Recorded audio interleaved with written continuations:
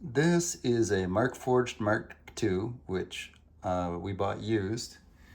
And this is the dry box. And the dry box came with this red plug in it called a dry box plug. And I couldn't find any instructions on how to remove it, and it did not just pull out, or at least it didn't for me.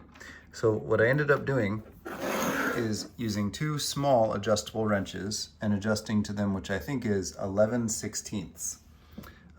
So they needed to be kind of big, but also compact.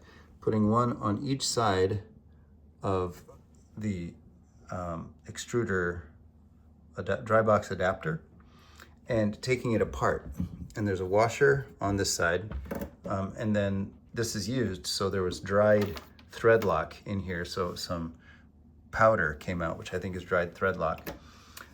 Then once it came out, I had to push this this orange extruder dry box adapter nozzle in, and then simultaneously pull the red dry box adapter dry box plug out.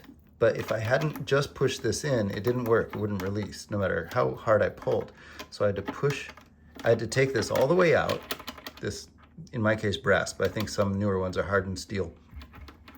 All the way out in two pieces, and then push the orange plastic in and simultaneously pull the red plug out. And it finally came out. So now we should be able to load material.